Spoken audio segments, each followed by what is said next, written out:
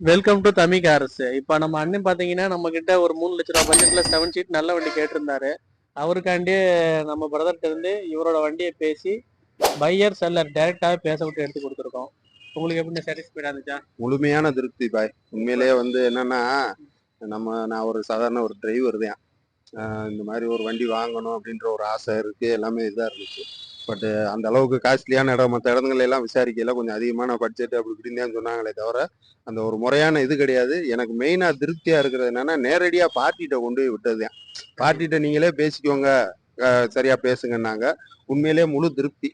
எந்த இதுவும் இது கிடையாது. மன நிம்மதியா எடுத்துட்டு போறேன், அதுதான் மெயினான விஷயம். வாகனம் வாங்குறது கொடுக்குறவங்க எடுக்கிறவங்க மகிழ்ச்சியா எடுத்துட்டு போகணும். அது அண்ணனுக்கு கிடைச்சிருக்கு. உண்மையிலேயே ரொம்ப நன்றி பாய். பரவாயில்ல. உங்களுக்கு நீங்க எதிர்பார்த்த ரேட்டு கிடைச்சிச்சு, சந்தோஷம் தானே? அதனால கிடைச்சுனே நம்ம எதிர்பார்த்த ரேட்டுக்கு அண்ணன் அனுசரிச்சு கேட்டாப்ல, அதனால நம்ம கொடுத்தோம்.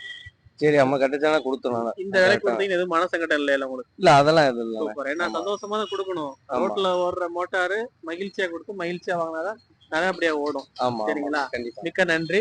ஃபாலோ பண்ணுங்க.